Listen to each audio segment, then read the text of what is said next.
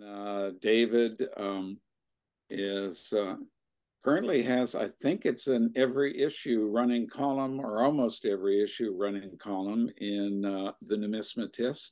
So both are well known for their expertise.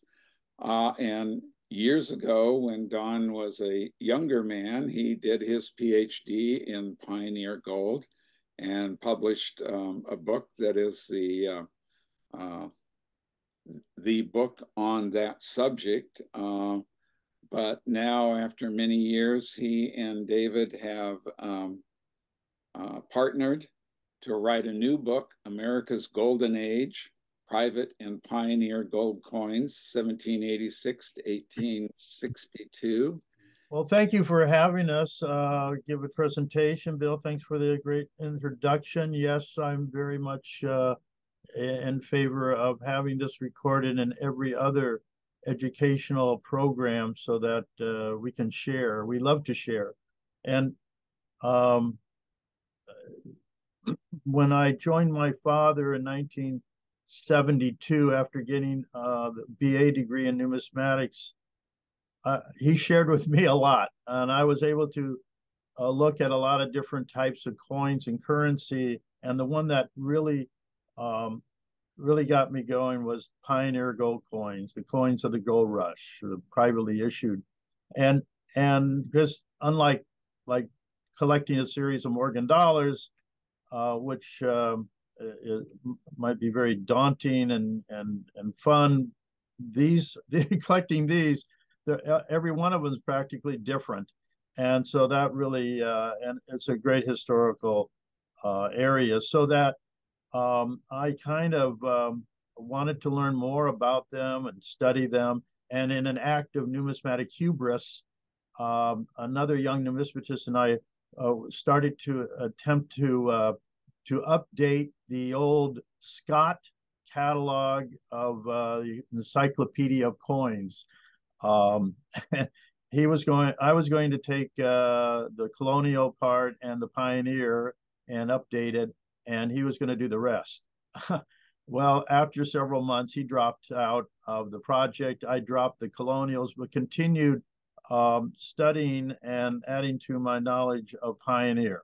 In August of '74, at the ANA convention, I found out that Superior Galleries, the Goldbergs, were offering a collection, the finest collection of pioneer gold in private hands, formulated by a former president of the California Numismatic Association, or Historical Association, Henry Clifford.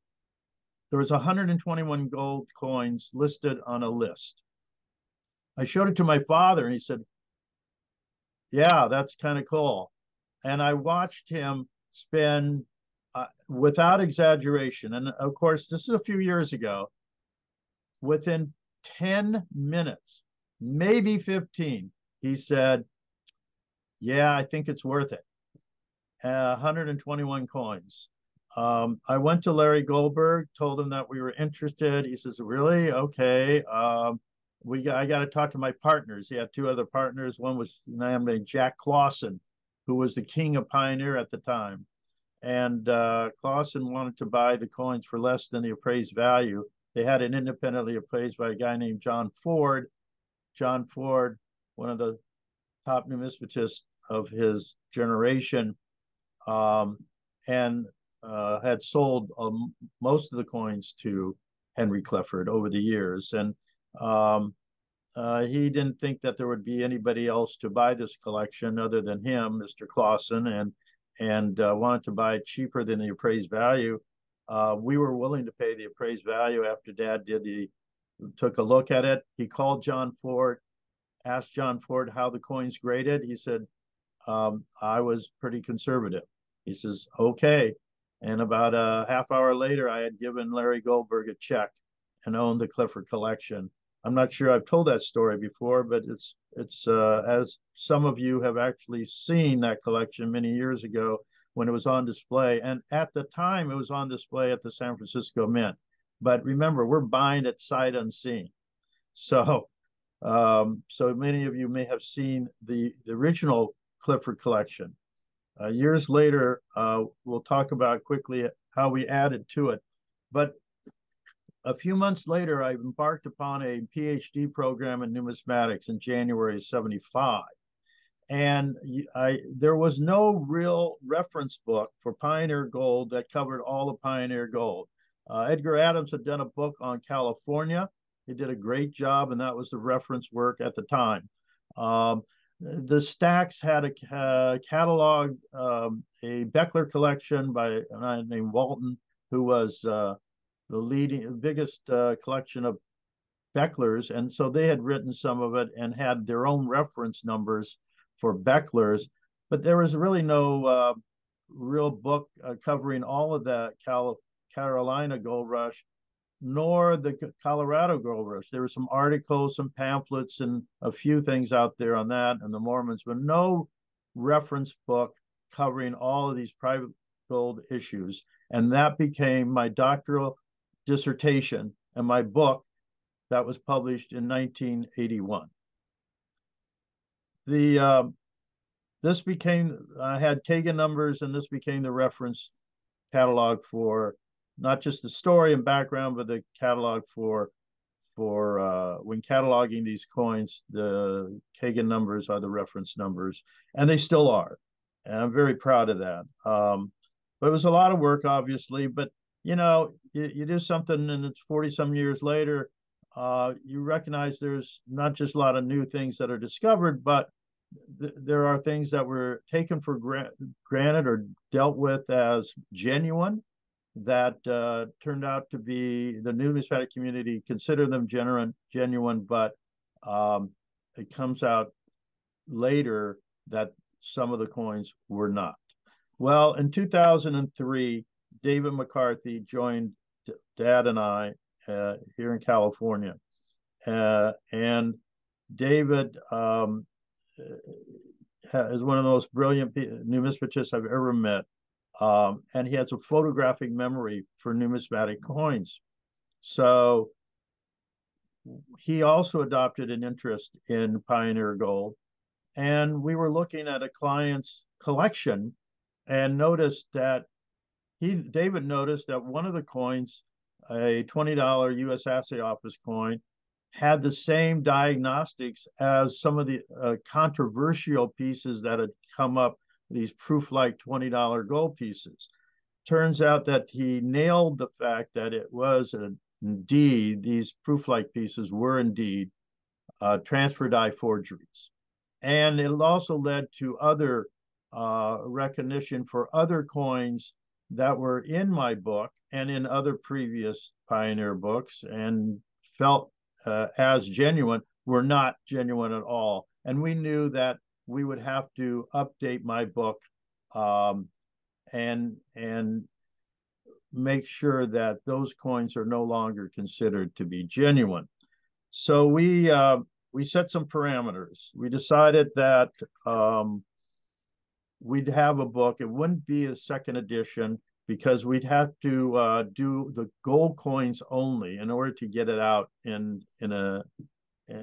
within 3 years. And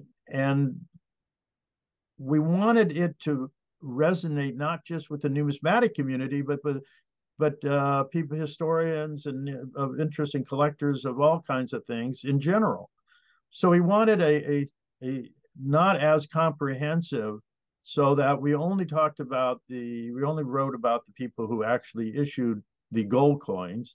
We did not include people who issued patterns and restrikes or forgery. You know, we didn't talk about those and don't have those in this, just the gold coins.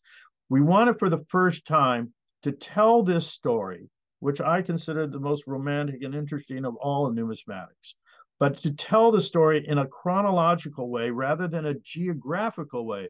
See, prior to this new book that we just came out with,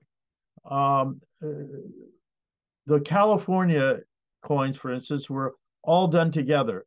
And yet the Mormons who issued coins for the California Gold Rush actually issued them before anyone from California. So too were the people in Oregon. So we are telling the story as it materialized over time in a chronological way, so you can better understand what was happening and all the machinations that are going along. And it was very complex, especially some of the assay office issues, because the U.S. Assay Office closed down from time to time, and there were emergency issues by other companies, as well as during the U.S. Mint branch mint tenure. So we wanted to tell the story in a way that it really was going in a timeline, and not jump around. We also wanted to shorten the book, so again, it would appeal to several people, even people outside of our community. So we didn't tell some of the background information. We didn't of the issuers, only where it was relevant to what they actually struck, and and enough of the background. And we left out, footnotes. We didn't have time to put in an index actually, either. But we also set also we wanted to include how the coins were struck, the population reports, basically how many there were.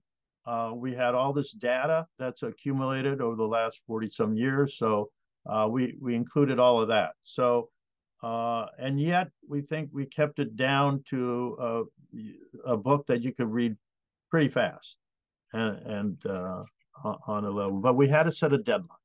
So when we started this about 3 years ago, for the first year, I incorporated all of the information I had gathered over the last 40 some years, and some new analysis. And then I turned it over to David, and David started some own research, dye pairings, looking at getting a lot of the images together. Before long, however, it was 3 months. It went very fast, and 3 months before our deadline, and our deadline was the ANA, last ANA in August, so of 23. So 3 months before we had to give it to the printer, we're saying, we're running out of time. In fact, I was on a cruise when David was sending me this information, and I was editing and then going back and forth. So we didn't get an index done. We hit our deadline barely. We had books at the ANA, but we didn't have an index, and we weren't able to read the final proof galley. So there was some grammatical issues. So then after we made our deadline, we decided we add the index, clean up some of that grammatical issues, and bind the catalog, the book, the reference book, in leather. And we'd have we'd number them like I did my original book. There were 100 leather bound books. So we have 250 leather bound books here, and we made it into a coffee table book with blown up images, because some of these coins are really cool and beautiful, and we wanted people to share that with people. So that book just came out, and now I'll let David start the story. Okay, so as Don mentioned, we really wanted to approach the subject of private and pioneer gold coins from a chronological perspective, because we both felt that telling the story in order would make it much more understandable. Previous attempts to talk about the subject sort of jumped around a bit, and the logical place to start the story was with the Brasher Doubloon. If you're familiar with the Brasher Doubloon, it's one of the classics of American numismatics. It's always been one of the most valuable coins in the world. But interestingly enough, it hasn't really been the subject of any serious reference work. There's mentions of it in the Breen Encyclopedia, but no specialist had ever tackled the topic. And when you see them being presented, generally speaking. The explanations for why they exist that have been thrown out there are a little bit imaginative. The one that a lot of people really loved for a while was, oh, well, Ephraim Brasher was the next door neighbor of George Washington, and maybe he made these as souvenirs for people who were visiting the president. Which of course would be great, except that Ephraim Brasher didn't live next door to Washington until a couple years after the Brasher doubloons were struck. And another story that made the rounds was that they were made as either a pattern for a copper coinage that Brasher was possibly going to try to get a contract with the state of New York for, and that maybe the gold pieces were made as some sort of um, a bribe for members of the legislature in New York City, which neither of those explanations ever made a lot of sense. I think many people sort of suspected, well, these were coins that were actually made to be spent. And, it always been my suspicion that was the reason that they were made. And over the years, it became really apparent to me and to many other people, I think, that the Brasher doubloon had some sort of relationship with what they call regulated gold. And regulated gold coins are uh, foreign gold coins that circulated in the United States, and they were weight altered to correspond to local standards. Um, and when they were weight altered by a professional, a goldsmith or a silversmith, once it was brought to the correct weight, they would actually punch their hallmark on the coin in order to, demonstrate that the coin was the correct weight and, actually had the correct value of gold in it. Ephraim Brasher was actually the most active of all of the people regulating coins, as far as we're aware of today. And more regulated gold coins by Ephraim Brasher exist than any other silversmith or goldsmith. And his earliest pieces were the Lima style doubloon, which, as you can see, is an imitation of a Spanish colonial doubloon. These were actually struck from dies ostensibly created by Brasher. They imitate a Lima style doubloon, and they would have weighed the correct amount to circulate as a $15 gold coin in New York City in 1786 when they were presumably struck. If you look down here at the bottom, the date 178 and presumably a 6 is right there. There's been some research conducted by Michael Hodder that demonstrated that that's actually a 6. You can see his hallmark here in the middle of the cross. It's upside down. If you study this particular punch, you actually can see that this is an earlier die state than was used on later Brasher doubloons. And so, proceeding from the understanding that there had to be some sort of a connection between regulated gold and Brasher's coins, I spent some time studying exactly how the process of regulation worked in New York City in 1783, 1784. The era that Brasher was operating there.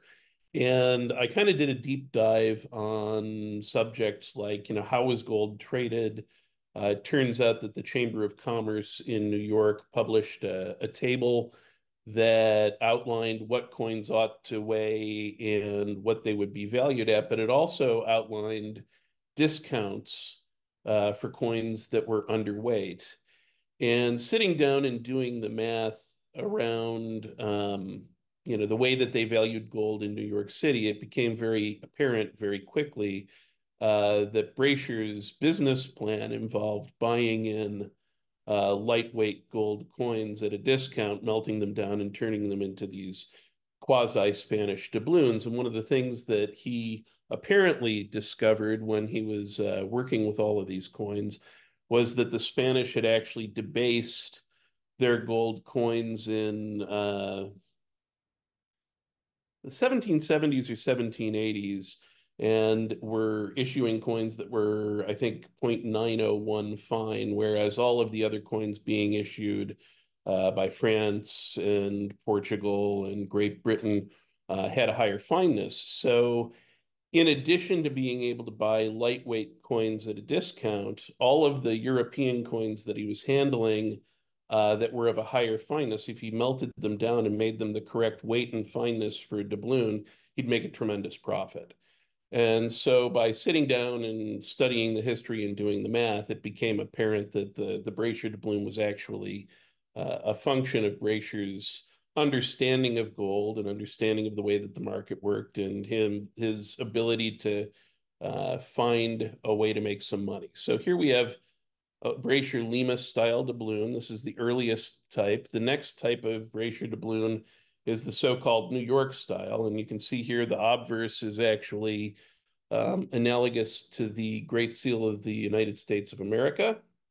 And the reverse is similar to the seal of the state of New York. So while Brasher was doing this, there was actually another silversmith in Baltimore who was doing approximately the same thing. The countermark here and here is SB for Standish Berry. Those of you who are familiar with colonial coins are probably familiar with the Standish Berry threepence of 1790. It's a 3-pence piece that about the size of a half dime.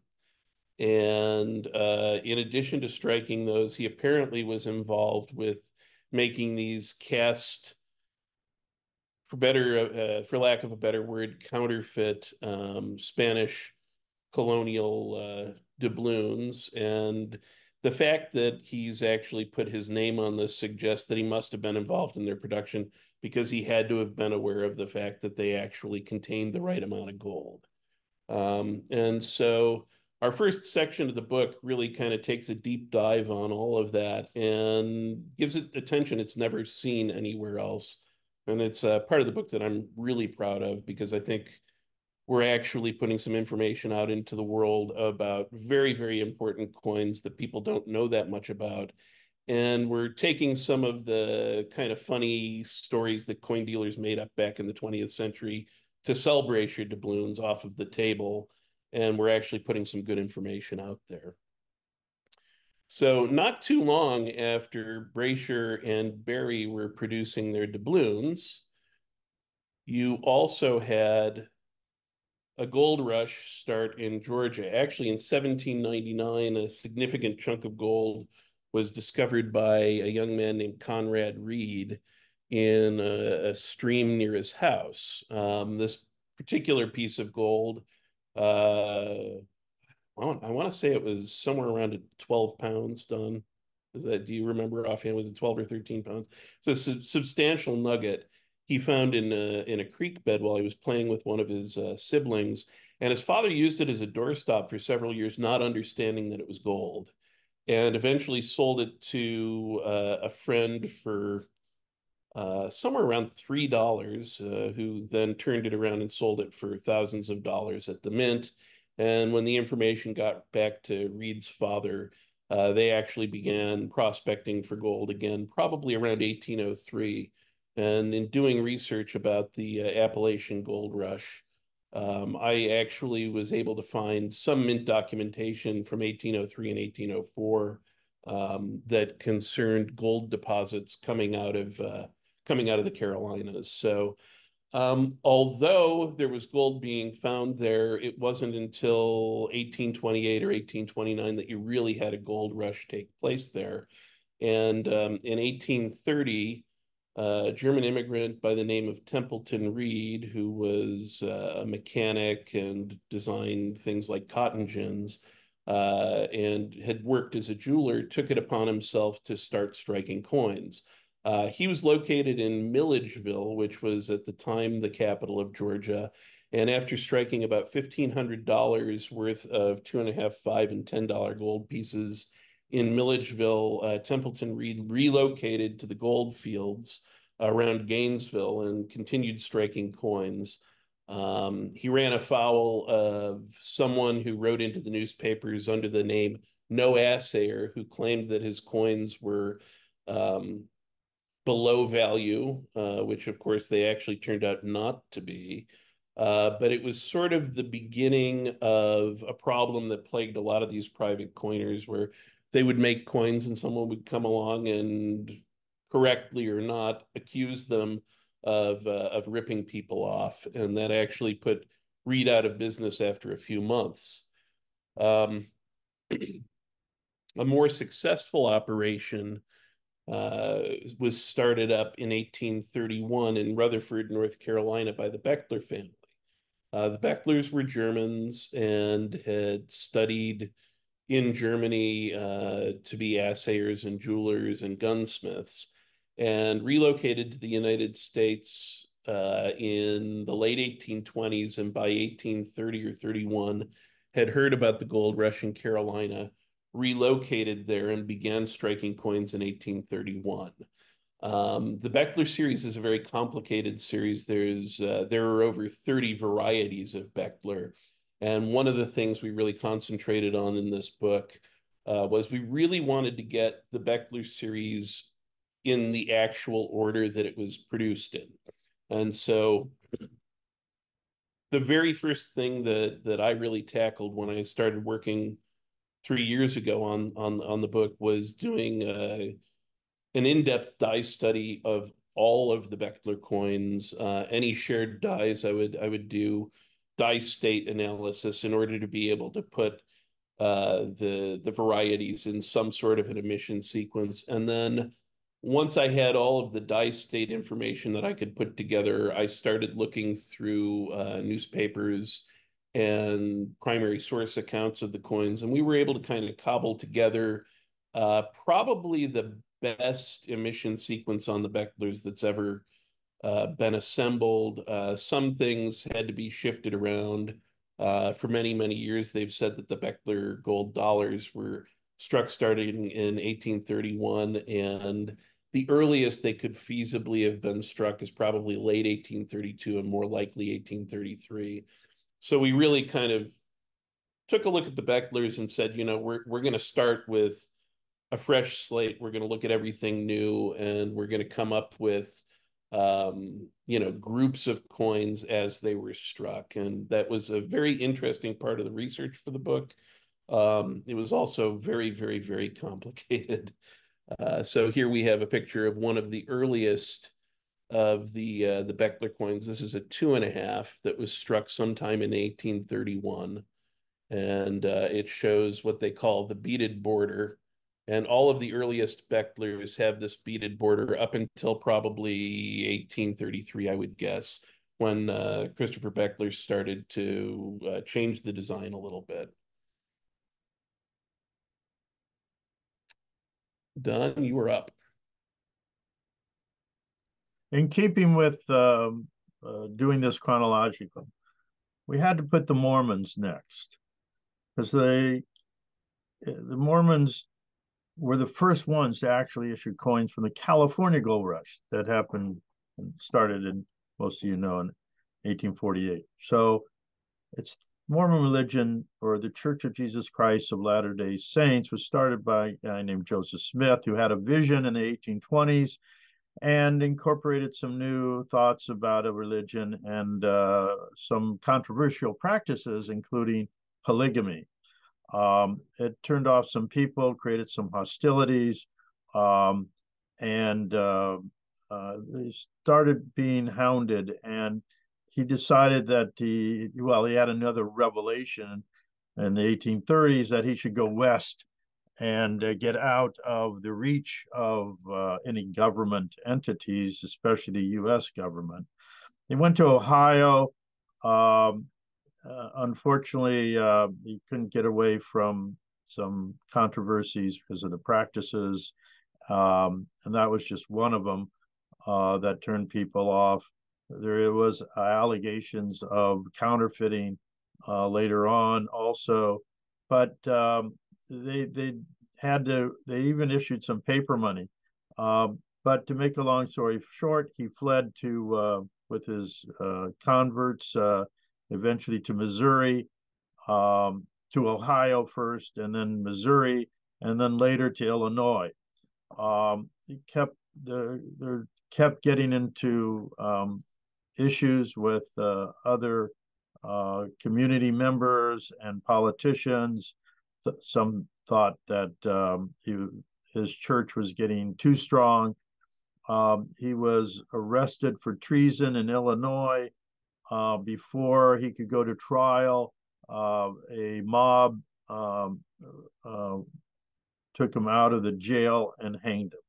So in 1844, the converts were started to be led by a man named Brigham Young. And he was a fairly young, but very ambitious, ambiguous, and brilliant entrepreneur also. And the brethren grew very fast. In February of 1846, a group of 238 of them left New York, again, figuring that their new homeland, away from any government intervention and free to continue their practices, left New York and came to a town called Yerba Buena, later to be known as San Francisco. When they arrived, they constituted almost half of the population of the area. But another group left Illinois when they were asked to join in the war against Mexico. So they formed something called the Mormon Battalion, and 550 of them, about 2/3 of the ones that were still in Illinois, went to California, to San Diego, to fight against the Mexicans, although they saw very little fighting by the time they got there in January of 47. So a number of them emigrated and came up to Northern California to join their brethren that had arrived there a year earlier. Many of them sought employment in the Sierras, including for a man named John Sutter, and were working on Sutter Mill. Eventually, 147 of the brethren arrived in Salt Lake City and Brigham Young. It's another story. But in June of 47 said, this is our homeland. And the ones in California were encouraged to come and join them. But in January 24th, 1848, gold was found on Sutter's Mill. And it would naturally, many of the Mormons who were around there were the first ones to prospect for gold. And according to the Mormon practices, 10% of your earnings were to be given to the church in tithes.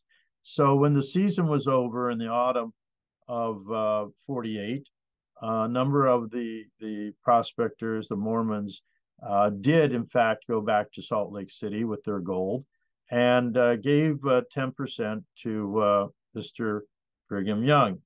And he came up with an idea that they should create a mint, establish a mint there, build it. They had the people who knew how to build the machinery, the mint itself, the building, as well as the equipment and the dyes. And in November 19th, 1848, they established the Deseret Mint. Deseret meaning in honeybee in the new Deseret alphabet, alluding to industry. And then by December 10th, they had struck their first 25 coins, and 9 days later, another 21. This is the ledger that I discovered when I was working on my doctorate of Brigham Young's actual daily transactions of selling the $10 gold pieces basically for $10.50 a piece. Turned out that they actually weren't even worth $10. As you can see on the next slide, it says on the coin, pure gold. But in fact, it's anything but. They were actually worth about $8.50 to $8.75. Eventually, word got out, but they still actually circulated, as well as the rest of the gold coins among the brethren, but not so much outside of Salt Lake City. So the crucible shattered, but These coins were, in fact, struck a month before gold got to Philadelphia, sent by Mason, who was the military governor of California, and that gold was used to strike two commemorative coins, gold coins, and 1,389 $2.50 gold pieces stamped with CAL on the reverse. Those Cal gold pieces were struck a month after these coins. So later in September of 49, new crucibles were able to be obtained, and they struck $2.50, $5, and $20 gold pieces. Don't know why they didn't strike any more tens, but that was it for that. And then a further issue the next year, 1850, in March of 1850, a new engraver engraved these coins, and you can learn all about them in my other book and this book. And they unfortunately were a little bit debased also. Now, in August of 48, news of the discovery of gold got to Oregon City. Oregon City was in the Willamette Valley that had been settled in the 1840s because it's a fertile area. It was part of the provincial government of the territory of Oregon. So it wasn't an actual territory of the United States. But the first people to emigrate to the gold rush area were the people of Oregon. And by February of 1849, they had taken some of the gold from the gold fields back to establish a mint in Oregon City, a mint for the territory. But 8 days before they were opening, they were going to start the mint, they found out that they had just become a territory of the United States, so they could no longer officially stamp gold as a territory. So 8 of the entrepreneurs who came up with the idea in the first place formed the Oregon Exchange Company. And by late March, they were issuing $5 and $10 gold pieces. 2 different engravers.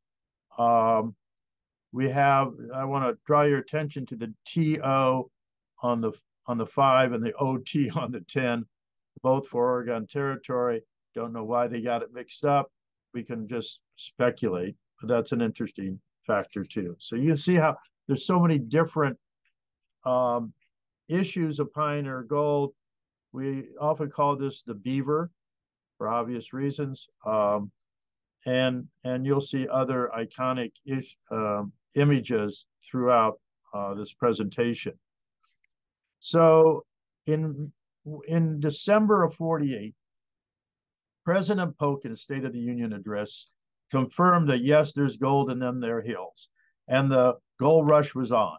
The original 49ers, probably none of them football players, but they lit out to the gold rush, to the gold fields. One of the first was called from New York, was Norris, Gregg, and Norris. They were engineers and manufacturers of iron fittings.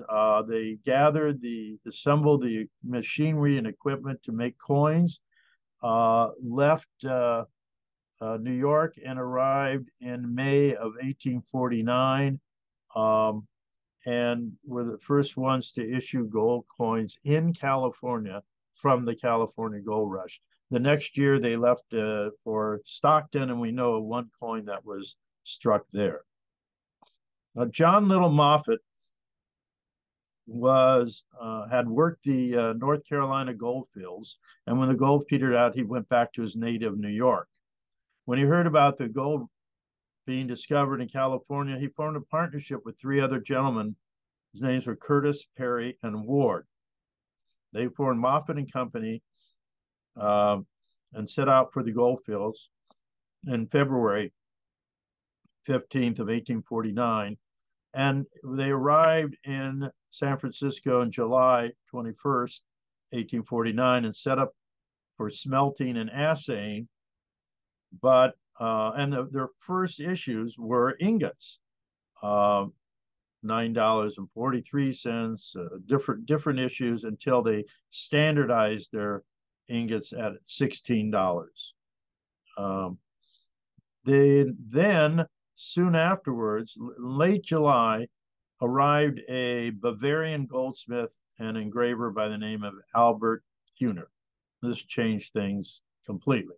He started issuing gold in August, $5 and $10 gold pieces, and later and soon these gold coins were assayed, having absolutely correct amount of gold in them. They had a terrific reputation, and they parlayed that later with the U.S. Assay Office. Also around this time, in August of 1849, another company by the name of Miners Bank had coins made. First, they were three gentlemen by the name of Samuel Hay, James Wadsworth, and John Thompson. They were involved in real estate. They had a bullion bank, but they contracted with another company called Kohler and Company to strike their coins. And this coin actually was struck, or at least the first of this series of Miners Bank was struck prior to Moffat's coins. So these were actually the first coins after Norris Gregg Norris, or the first coins actually struck in San Francisco. So Kohler and Company were a group of politicians and New York firefighters from New York who formed a partnership. David Broderick, one of the members, became a U.S. Senator. Frederick Kohler later became the state assayer. Colonel Jonathan Stevenson probably funded it and probably the brains behind it. And they were had an interesting careers, and David will talk further about that as we go forward chronologically. But they had the Kohler and Company. Edgar Adams, who wrote that reference book in California Gold, conflated this coin with the coins of Kohler and Company, and we know now that I'm sorry, I'm talking about another coin that we'll get the slide for later. But the Miners Bank was well received for a while. And then another coin that was struck about the same time was Ormsby. This was in, however, Sacramento. Dr. John Ormsby and Major William Ormsby, his brother, also created the first coining operation in Sacramento about August of 1849. Now, they employed a couple of people, a clerk by the name of H.H. Pearson, and chief operator, a dentist by the name of W.W. Light. And we see their names appear as counterstamps on some other pioneer coins, in this case, a $10 U.S. Assay Office. Cincinnati Mining and Trading Company, another issue struck around August of 1849. There's about a group of about 50 individuals who went overland with coining equipment. Their full name was the California Mining and Trading Company of Cincinnati. We only know about 3 of these coins outstanding outside of museums. And you'll notice that this one is struck over an Ormsby piece, something fascinating and interesting, especially and extremely rare, of course. Another company was Pacific Company, and that's the company that Mr. Adams thought was struck by Kohler and Company, but actually was not. Pacific Company's coins are debased and very controversial when that was found out. And they were totally different method of manufacturing than the Miners Bank, which was a coin that was worth what it was purported to be. These weren't. We know $1, $5, and $10 issues. Another very rare and scarce series. Another one that was a company that struck coins was called the Massachusetts California Company. We know a lot about these guys. They struck the coins in probably August of 1848 also, or 1849. They were out of Northampton, Massachusetts. William Hayden was the assayer. We don't know if these gold coins were actually struck in Massachusetts as patterns or here in California. We know numerous $5 Mass and Cal dies, even a pair of $10 dies for patterns.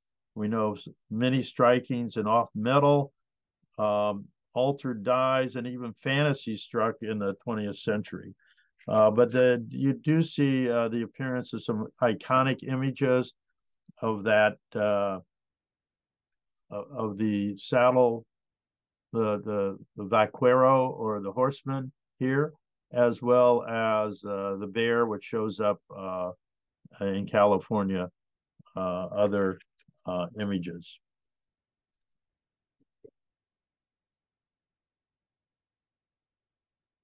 Someone once said all good things must come to an end, and as 1849 was ending the first period of real coinage in California, hit its first major road bump.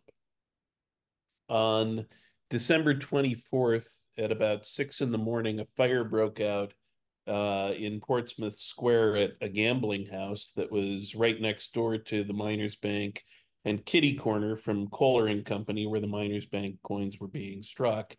And as the fire began to spread, David Broderick and Frederick Kohler, both former firefighters in New York City, sprang into action.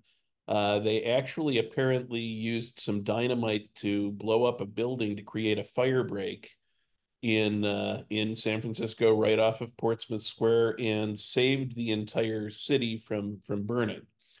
Unfortunately, when that happened, Miners Bank was damaged, and in the ensuing chaos, the head of Miners Bank, Stephen Wright, lost his billfold or his pocketbook that had all of his bills of exchange in it. Now, in order to understand a little bit about how private gold coins worked in 1849 in San Francisco, you have to understand what the various uses of money were in California in the early gold rush. You certainly needed money to carry on transactions locally for necessities, and private gold coins met those needs. However, if you wanted to send anything out of California to the rest of the United States or import anything into California from the rest of the world, you needed to pay customs duties. And unfortunately, the United States government would not accept private gold coins or gold dust in payment for customs duties. And as a result of this, both Moffett and Miners Bank had a system where you could get their coins at Miners Bank or from Moffett, use them. However, if you needed to exchange those for legal tender silver coins to pay your customs duties, you could do that at par.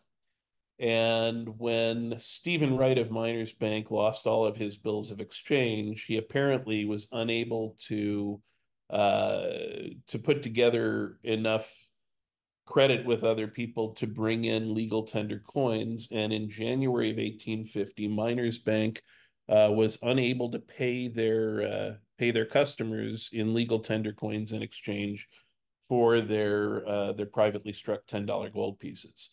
And this created a huge controversy in San Francisco. Miners Bank went out of business by the middle of January, and Stephen Wright more or less fled California. There were lawsuits between him and his partners. And the upshot was by February of 1850, a member of the state legislature introduced a piece of legislation that would have branded anyone striking private gold coins in the state of California as a counterfeiter and would have opened them up to criminal prosecution.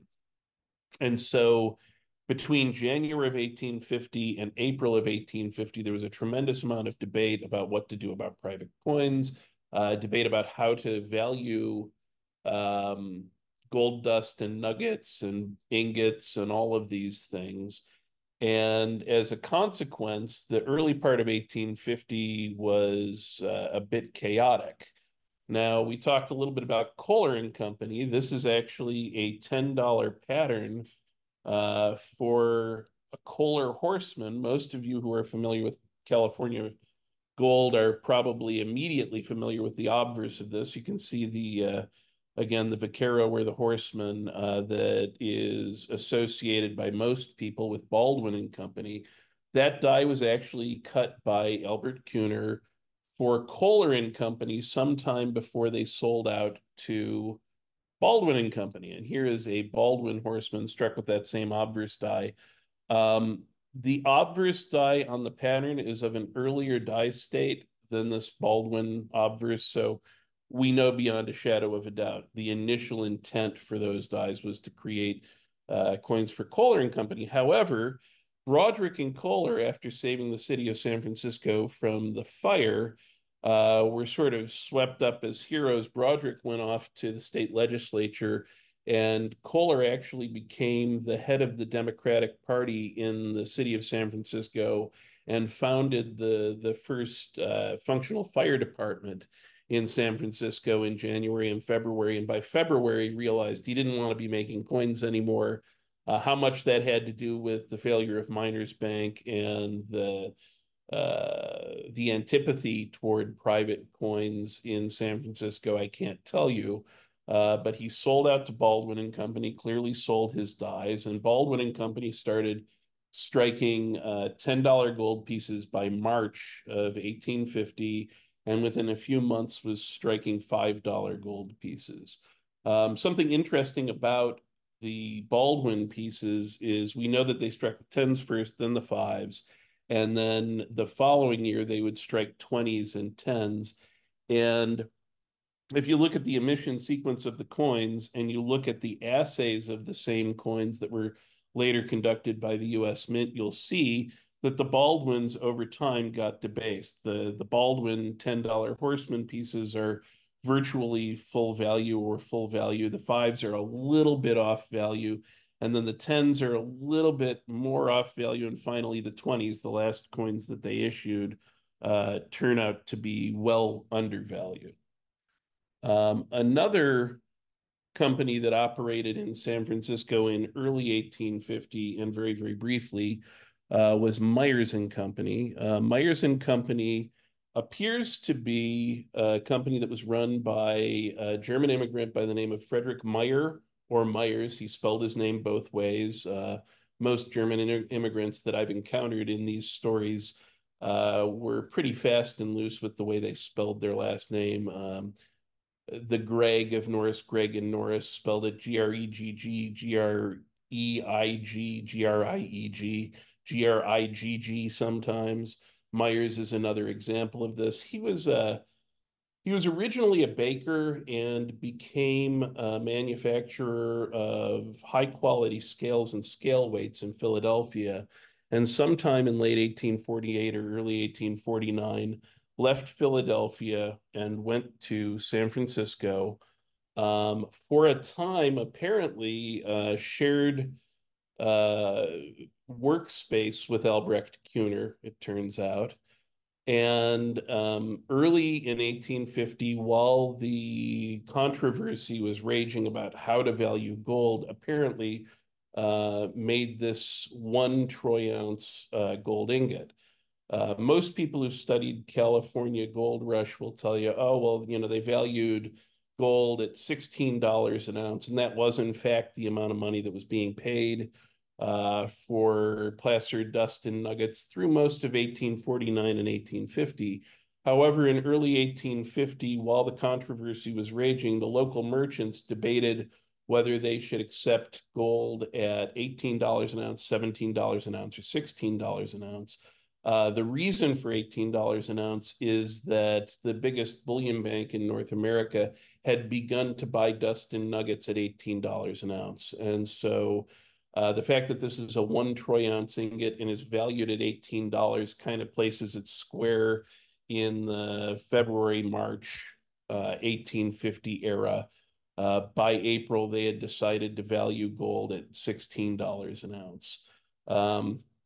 We know that Myers was in San Francisco until August of 1850. And in August of 1850, he got on a ship, went back to Philadelphia, where he discovered that his business partners had taken over his business, and he more or less went from being a very successful scale manufacturer in Philadelphia to having to move to New Jersey to start his business over again.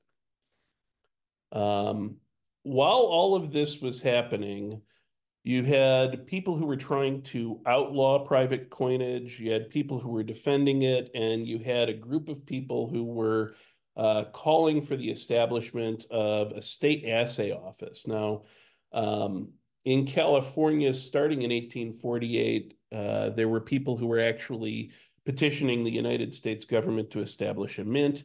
But by 1850, it was quite apparent that was not going to happen. We had this problem here where private coins were not considered legal tender. There were no coins being struck by a mint here that were going to operate as legal tenders. So they started the state assay office. However, the state assay office's product, these bars that were made by Fred Kohler, again of Kohler and Company, who made the Miners Bank pieces and saved San Francisco from the fire. These pieces also didn't actually function as legal tender. And after a few months, with an office in San Francisco and an office in Sacramento, Kohler kind of things petered out. Their product wasn't being accepted by people the way that they had hoped. And of course, by late 1850, there were rumors that there was going to be a United States assay office starting up in San Francisco sometime in 1851. Later in the year, Dubosc and Company began striking $5 and $10 gold pieces. Dubosc is a really interesting case in that Theodore Dubosc actually arrived in San Francisco with coining equipment and dies in April of 1849, and on the same newspaper that announces that Norris Gregg Norris are striking gold coins, they interview Theodore Dubosc, who says he's getting ready to strike gold coins. And I'm left wondering whether or not Dubosc and Company actually struck any in 1849. There are, in fact, 1849 pattern issues that we've seen. And interestingly enough, the design of the 1849 patterns is analogous to the design of the Miners Bank pieces. And there's no direct evidence for this, but it wouldn't surprise me if Jonathan Stevenson, who backed Kohler and his partner Broderick in Kohler and Company, might have bought Dubosc's equipment. Anyhow, Dubosc's son went back to Philadelphia, where they were jewelers, in 1849, and then in early 1850 came back to San Francisco with apparently plans to strike more coins. Today, there are a handful of tens known. I think probably somewhere around 9 pieces known in private hands. Don, you can correct me if I'm wrong. And I think there's 2 or 3 Dubosc 5s in private hands. They're incredibly rare coins.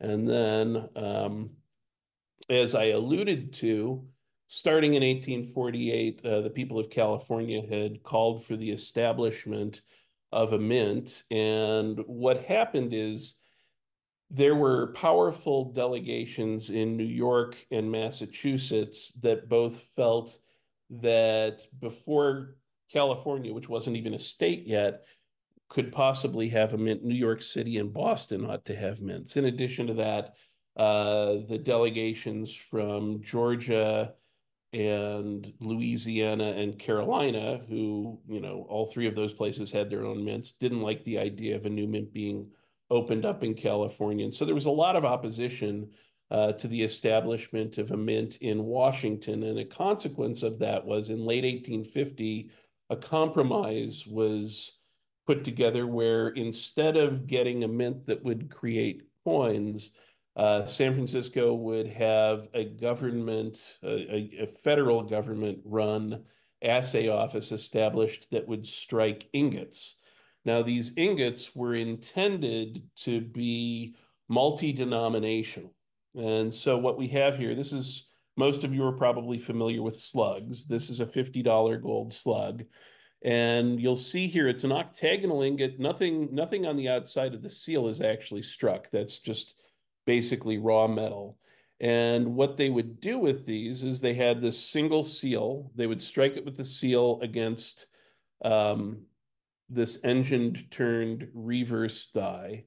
And once it was struck with the seal, they would hand punch the fineness, the denomination, and then they would hand punch Augustus Humbert, United States Assayer of Gold, San Francisco, California, and the date 1851 on the edges. These coins actually took either 13 or 14 steps to finish. Initially, they had the denomination on the back.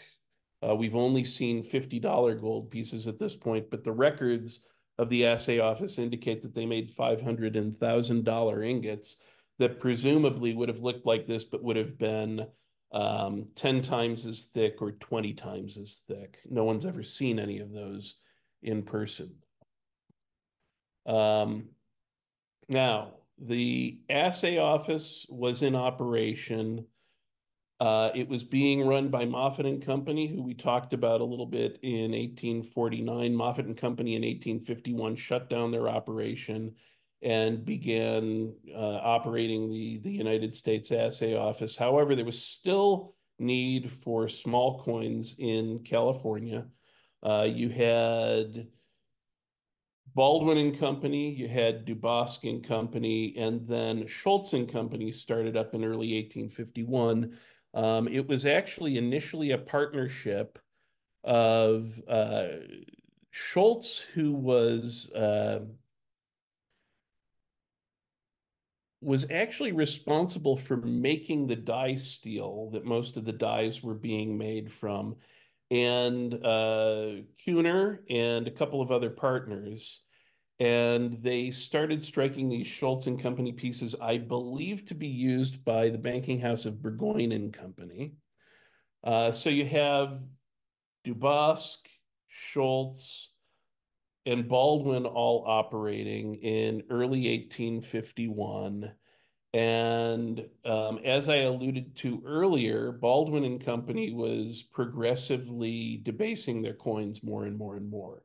A banking house, Dunbar and Company, had begun actually making a market in Baldwin's coins. And so starting in early 1851, you see these advertisements from Dunbar's California Bank promising to redeem Baldwin's coins at par. At some point before March of 1851, Dunbar took it into his head to actually strike his own coins.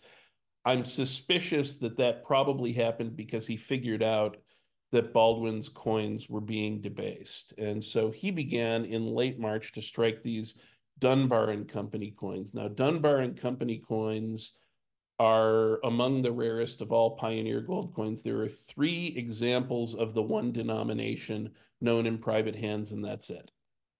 So an incredibly rare coin to buy. Now, there's a reason for that, and that is this gentleman here, James King of William. In March of 1851, James King of William, who had been a bullion banker and had published his own newspaper, brought a group of coins to the assay office to have them assayed. And basically,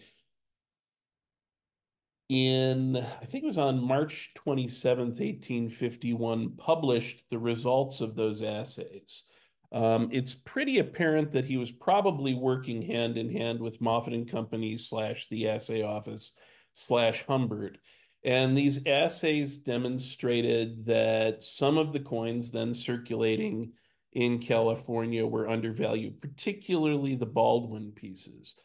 Interestingly enough, the assays that Humbert conducted on these coins were a little bit, the values that he published were a little bit lower than the values that were actually published later on by the United States Mint. So, you have to kind of wonder whether or not he had his thumb on the scale a little bit. But James King of William took out advertisements demonstrating that how these coins are undervalued. And like the April before, it created a big controversy in San Francisco that essentially shut down all of the private coiners. And so you went from a situation where you had the assay office producing these $50 gold pieces and a bunch of private companies producing these smaller coins, none of which had legal tender status, so none of which were actually meeting all of the needs of the Californians, to having only the assay office functioning. Now, while all of this was going on, the assay office, through John Little Moffat, was actually trying to get the Treasury to allow them to start striking small denomination gold coins. Don, you're up. But before that happened, you have a situation where there's only $50 gold pieces being produced. And as David pointed out, it's like a 14-step process. So they had to come up with a way to make it much more efficient. Kuhner made some new dies. These were, you see all the information now is on the obverse. You have the engine turning on the back that's familiar. People have seen pocket watches of the time. And there was a one-step process. So it made it much more efficient. They could double the production at the very least. So in July of 51, they're striking this what we call Kagin 6 coins. There were two of them struck that we know of in proof. One wound up at the Smithsonian Institution. The better of the two ended up in Mr. Humbert's estate, and a man by John named eventually into the collection of John Work Garrett, who had owner of the B&O Railroad. He subsequently donated his collection to Johns Hopkins University. Some of us, when I was studying, I was able to go see that collection at the Evergreen House at Johns Hopkins University. The coin that stood out to me was this one. It's now in a proof 65 holder, PCGS holder. It got there because in 1980, Johns Hopkins wanted to endow a chair, a department, and wanted to raise some money. Didn't see that many people looking at their coin collection, decided to sell it. They sold some of it through Stacks. Then they sold the balance through Bowers and Bowers and Morena. At the time, they were part of, General Mills.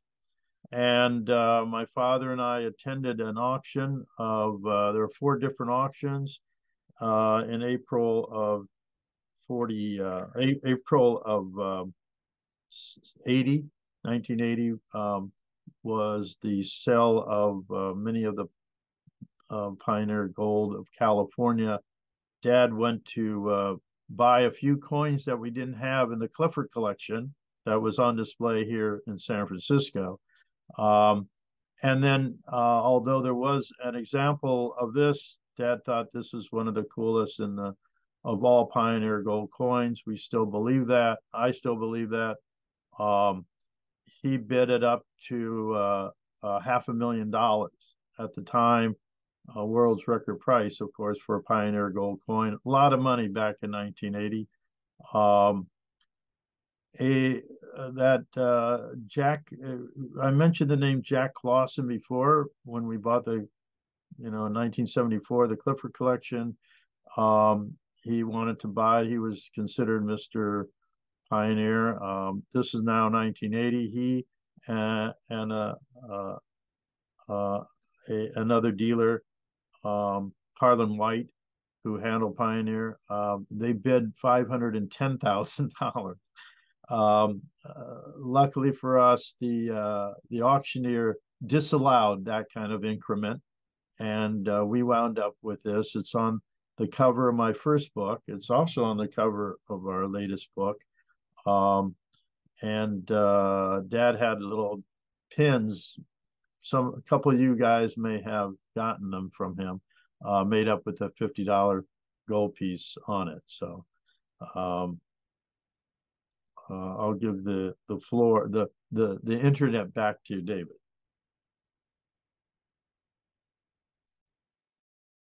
I don't think I can handle the entire internet. I'll just take the slideshow. So, as I had mentioned before, the United States Assay Office and John Little Moffat and Augustus Humbert were desirous of striking $5, $10, and $20 gold pieces for use by people in California. And it appears as though the James King of William controversy may have been sort of the first salvo in their attempt to get permission to strike these smaller denominations. There are actually letters between Moffat and members of the Treasury where Moffat's saying, hey, I've managed to get rid of all of these private coiners. Now we have to be able to start striking small denomination gold coins. And so throughout 1851, there's all of this correspondence that goes back and forth between California and Washington. And finally, in December of 1851, the Treasury relents and gives permission to the assay office to strike these small denomination gold coins. And immediately after the letter went out giving them permission to strike these coins, there was some movement on the front to establish a mint, and the Treasury felt as though the production of small denomination gold coins might get in the way of the establishment of a San Francisco mint. And so they rescinded the permission that they had extended to the assay office to strike these small gold coins in a letter that went out the next day. So they receive 1851 dated dies and a letter that says, yes, you can go ahead and start striking these coins, and immediately get a letter that says, no, you can't. The problem is that the people of San Francisco didn't have small denomination gold coins to help with the day-to-day business that everyone needed to conduct. And as a consequence, the business people of San Francisco approached an assay firm by the name of Wasmolitor and Company and asked them to start striking small denomination gold coins. Wasmolitor and Company was a pair of assayers who were Hungarian immigrants. They'd actually been freedom fighters in Hungary and had studied at the German School of Mines. They fled Europe and came to San Francisco, started a very successful assay business in October or November of 1851, and in 1852 began striking $5 gold coins. This is the first variety of $5 gold coin that they struck. They actually struck another variety with a different obverse design, but the same reverse as this, starting sometime later on that month. And while they were striking these coins, the folks at the assay office were very, very upset. And the people managing the assay office went to their attorney, a gentleman whose last name was Mudd, M-U-D-D, and asked him to write an opinion as to whether or not they could issue their own private gold coins out of the assay office. And he wrote a positive opinion, and starting in January of 1852, immediately after Wasmolitor and Company began issuing their coins, the assay office, under the aegis of Moffat and Company, began to strike $10 emergency issue gold coins. You can see one here. There's two different varieties. Again, it's the same reverse die, two different obverse dies. Apparently the obverse dies must have worn faster. It has the weight, 264 grains and 880 thousandths gold. That is a little bit over $10 face value, or just at $10 face value. And these coins were issued for a couple of weeks before the assay office was granted permission to finally strike $10 and $20 gold pieces. So the United States Assay Office was still under the control of Moffett and Company under John Little Moffett starting in January of 1852.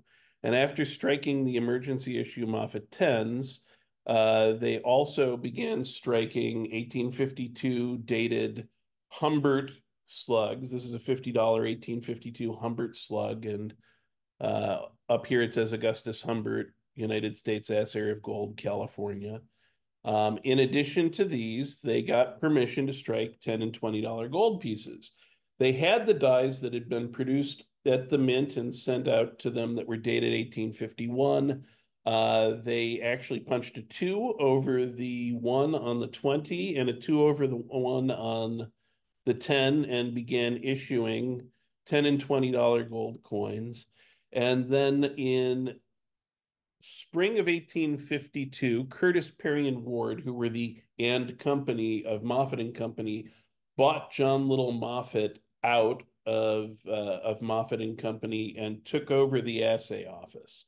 And when they did this, they changed the design of their coins, taking the reference to Augustus Humbert, United States Assayer of Gold, off of them, simplified the coins, and they got slightly better quality dies. Here you have an 1852 Assay Office 10 that was actually produced under Curtis, Perry, and Ward.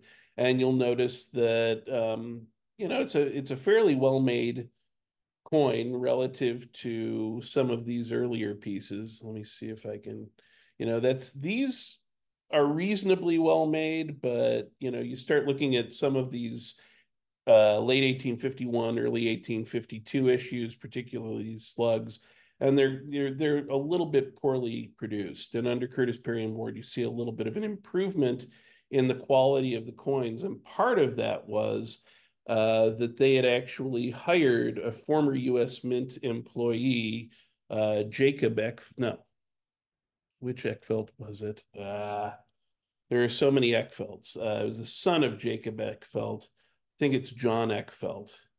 It's either John or Joseph Eckfeld. And they brought him out in 1852 or 1853, and he began updating all of the equipment in the assay office. So again, here's an assay office 10. And then the United States Assay Office operated into 1853.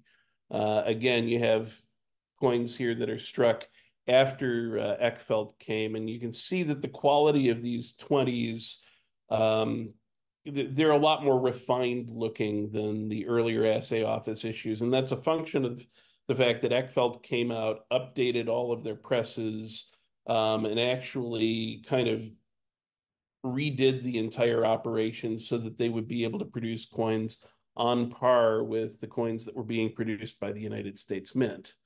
So in 1853, they began striking coins. They were supposed to be striking coins that were 900 fine, so that the coins could be accepted for customs duties. However, they had repeated problems getting parting acids, and as a consequence, in early 1853, for a couple of weeks, they struck $10 and $20 gold pieces that were 884 thousandths. These are all incredibly rare.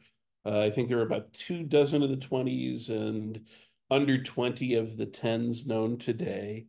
And they struck these, and they struck 900 thousandths, 10s, 20s, and 50s until they shut their operation down because they actually sold the building that they were in to the United States government to be converted into a new mint. And I'm going to switch to Don there.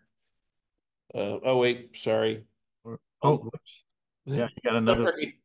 One last wrinkle. So after they had shut down their operation, the United States government appointed Kohler as the United States assayer of gold. So Humbert lost his job, and presumably the contract for the United States Assay Office was terminated with Moffett while they were putting together the mint that was going to be operating in San Francisco starting the following year.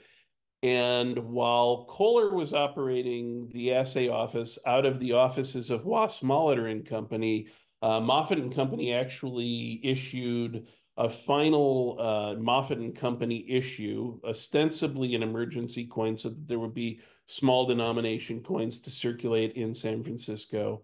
And these 1853 Moffett 20s were issued during the summer of 1853, while the assay office was shut down and being converted. Now it's Don's turn. So in April of 53, again, the government finally authorized a mint, a San Francisco mint, which opened up a year later. And in May, Humbert was replaced, as David said, by Kohler as the assayer.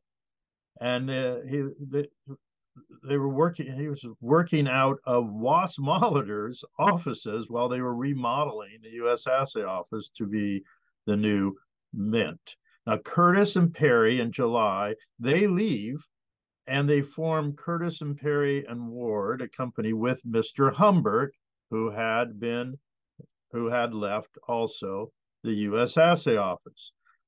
Kohler, however, a month later, in August of 53, Kohler, who's working as the assayer at the for the new mint, contracts with Curtis and Perry and Ward, and in 3 months later, the new superintendent of the mint, Louis Birdsall, arrives, and with a new assayer, a man named Augustus Harasny. Another story about that some other time, and him in the wine business. But he was the first assayer for the U.S. Mint, and he was a compatriot of those Wass Molitor and Company people, Hungarian. Finally, the minting equipment arrives, the new machinery arrives in December, and in April of 54, the mint starts and opens up. But you have to realize that the government laws for minting gold coins mandated that 10% of the gold coins had to be alloyed with copper, which was pretty prevalent on the East Coast. It kept the malleable gold stronger. But here in California, didn't have a lot of copper. You had silver basically as a natural alloy with gold. And it was hard to continually get the right alloy, copper, for these new U.S. government coins. So they closed down the presses for time to time for lack of proper acids and parting acids and alloys. And so you have that opened and closed and opened and closed. So the merchants of the California petitioned, and the bankers would petition to have other companies that were there to issue coins, when one of them being Kellogg and Company. Now John Kellogg was cashier, and his partner Richter had been assayer at a time at the U.S. Assay Office, and they opened their own assay office in February of 54, and they were asked to in January, they were asked to strike coins, and so they did. And in February of 54, they were striking these $20 gold pieces. A couple months later, Richter left, and he was replaced by a guy named John Houston Jr., along with Kellogg, and Humbert joined him also in 54, in April of 54. Some of the Kellogg reverse die is the same die that was used in the emergency 1853 Moffat and Company $20 gold piece. Interesting enough, Curtis and Perry had given it to them to use. But they were also continued striking coins. They struck millions of dollars worth of coins in 1854 and in 55 until finally the mint stopped closing from time to time and were able to satisfy the needs and of the people. And so in May of 55, Kellogg stopped making coins, although they did contemplate a $50 gold piece. There's about 14 known. One of them a couple of weeks ago brought over $1 million. Happened to be part of the Kagin Clifford collection years ago when it was displayed here in San Francisco. That same coin. Too bad I don't have it now, huh? Anyway, but another company that was petitioned to issue coins was Wass Molitor and Company. They had stopped issuing coins after 1852, and now were called upon again to issue coins in 1855, like Kellogg and Company. So they drilled a digit out of the original 1852 coin, and you can see where a 5 was substituted. They made 10, 20, and $50 gold pieces. They can make up to $50,000 a day in coins. And new discoveries have shown that we have this very rare $20 we call large head. And now one of the astute numismatists, Stuart Levine, noticed that the reverses there are only like 3 known of all of these. But two of them are one way. One of them has a different reverse eagle. So 2 different varieties of a very, very rare coin, very unusual. At the end of 1855, again, there was no more need for private gold coins. Again, you have the mint running smoothly, and there was legislation that basically said no more private gold coins in California. David? All right. So the California gold rush is over, and we have a new discovery of gold in 1858 in Colorado. Now, Colorado was first explored extensively by Zebulon Pike, and as early as his explorations in the teens, there were mentions of gold being found in the Rockies. However, the first major discovery of gold happened in 1858 near where modern-day Denver is. And first on the scene, yet again, were some Mormons. And as a consequence, some of the very first gold to come out of Colorado made its way back to Brigham Young in Salt Lake City, and Brigham Young reopened the Deseret Mint. This is an example of an 1860 Lion and Beehive $5 gold piece that was struck from some of that Colorado gold. Interestingly enough, we've alluded a little bit to the fact that the Mormons were accused of counterfeiting starting as early as the 1830s and well into the 1840s. And in fact, Brigham Young and the leadership of the church were indicted by the federal government for counterfeiting in 1846, which is why they fled to Salt Lake City. Interestingly enough, the gentleman who was running the mint, the Deseret Mint, in 1859 and 1860 was a guy by the name of James Madison Barlow. And Barlow, it turns out in internal church documents, is named as being the sort of the genius counterfeiter in 1849. A little interesting piece of information that is not yet published, but will be published in the next year if I ever get around to writing the second article on Mormon counterfeiting that I've been working on. So This is the first use of the Deseret alphabet. What you see here is the Deseret alphabet. It means holiness to the Lord. You have the Lion of Judah on the front, and on the back you have a phoenix behind a beehive, and Deseret Assay Office pure gold. Shortly after the Mormons began striking these coins, a company called Clark Gruber and Company in Denver began striking their own 2.5, 5, 10, and $20 gold pieces. Clark Gruber had been a grocer in Leavenworth, Kansas, which was sort of the jumping off point for people who were heading into the Rocky Mountains during the early Colorado Gold Rush.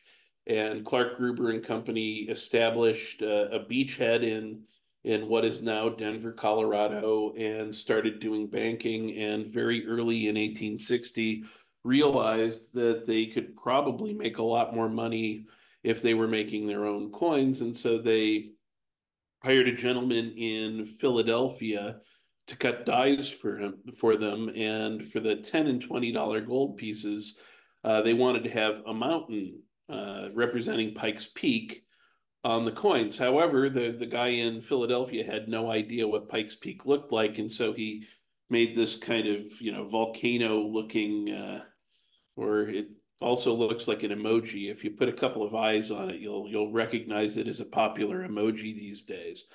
But anyway, he created these dies, which were used in 1860. Then in 1861, Clark Gruber reverted to only using a Liberty head motif, very much like the U.S. coins at the time.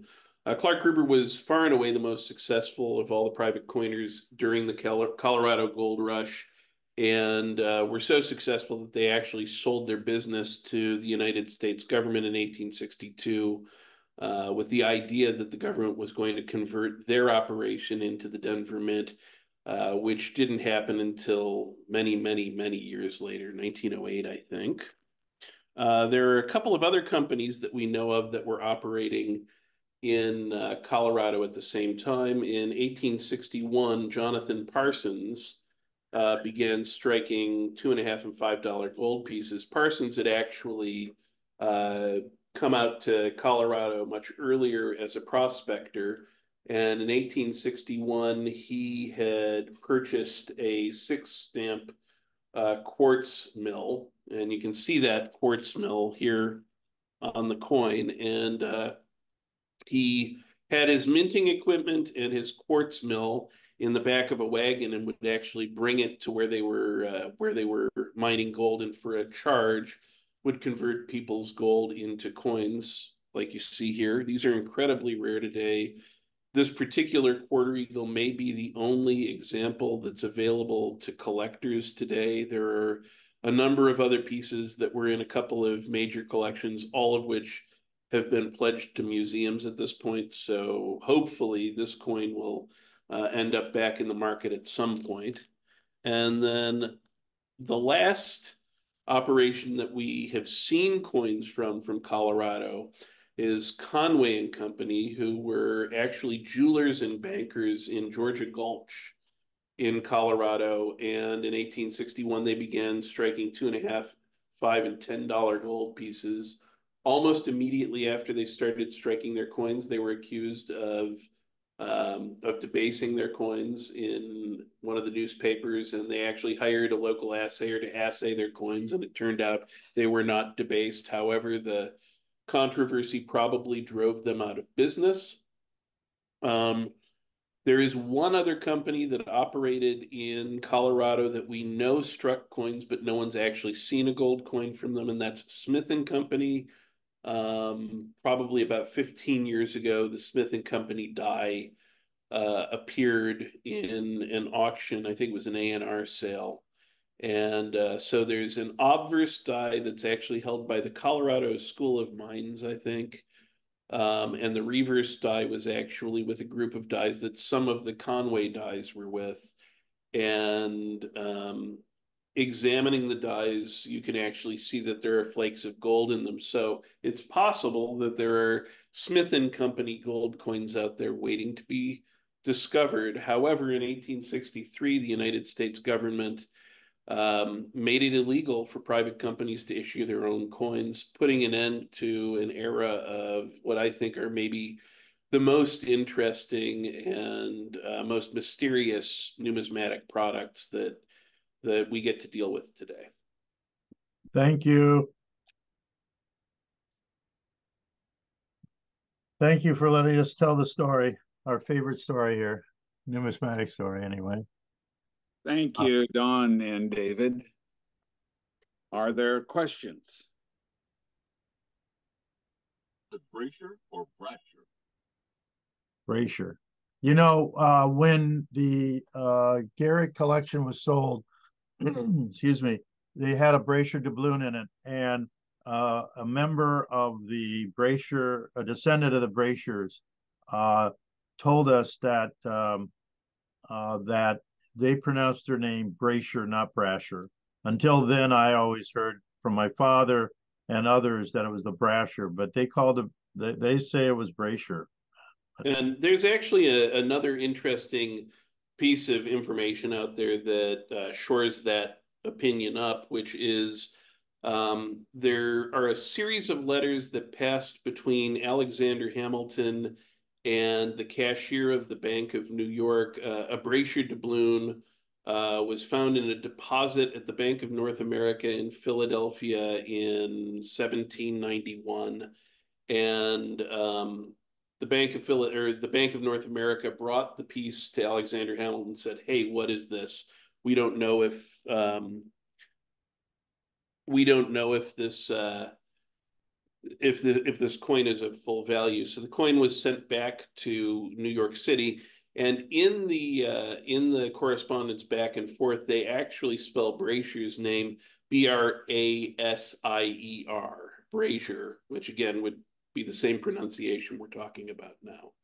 So it appears as though there's actually evidence from 1791 that Brasher pronounced his own name Brasier.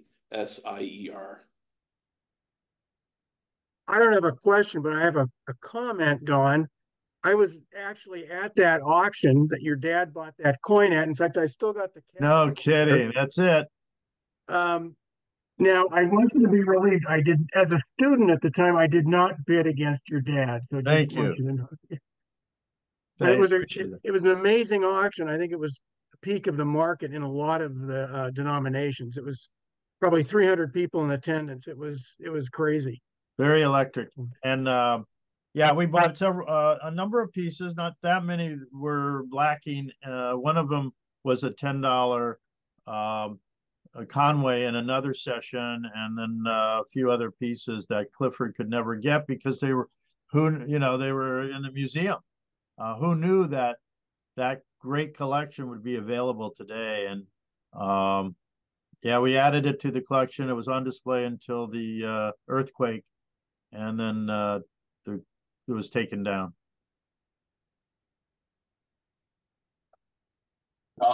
Did the collector who wanted the territorial gold, did he ever get that coin that he was after, that he bid 510,000 on? Okay, so they weren't collectors; they were dealers, and Jack Clausen and Harlan White, and they had made a lot of money in this buying, selling silver, but we all made a lot of money in 79 and 80 with interest rates way up and inflation way up. Never seen anything like it since. Jeff's certainly was sought, but they handled a lot of rare pioneer coins. But when I got into it with my father, and then we started buying and selling, became known for pioneer gold. Certainly, Dad knew about it before I did, and was sold it.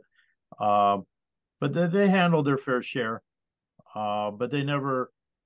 I don't think Jack ever recovered from not only owning. He was Mr. Territorial, although it's never been a territory in California, so it's a misnomer. We should use the word pioneer coins. But he was Mr. pioneer, let's say, and he should have bought that collection when he had the opportunity, but someone else did, and it's been my lifelong career. So thank you very much. That's the way things happen. Any other questions? Yeah, I have a question, a comment. It was my understanding that most of the gold, or much of the gold in California, was actually made into the $50 slugs that were then exported, and that was all something of an orchestration by Eastern money interests, and all that gold was taken out of California, sent abroad to London and Paris, where it was melted down and made into gold coins there, because it was worth considerably more actually than what its face value was. Is that your understanding, David? My understanding is that a lot of that went on, although, a tremendous amount of gold came out of California after they stopped making the slugs.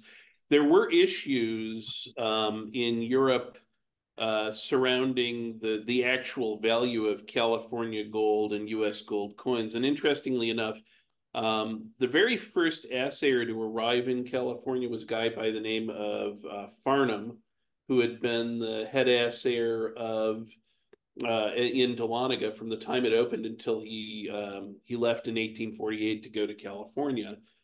He operated as an assayer in San Francisco at least through the end of 1849, and appears to have actually worked for Moffat and Company when they were developing the coins in August of 1849. They actually ran an ad that refers to them having a former Mint employee working for him.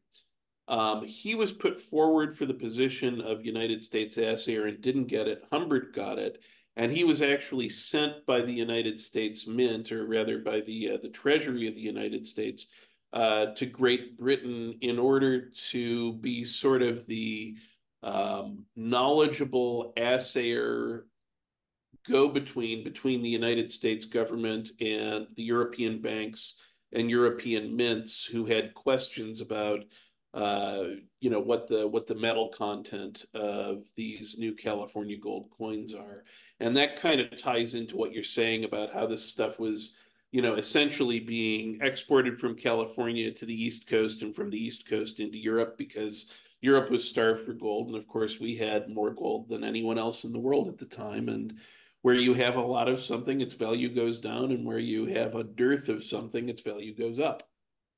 The interesting thing is we rarely get pioneer gold coins from Europe, or even the slugs.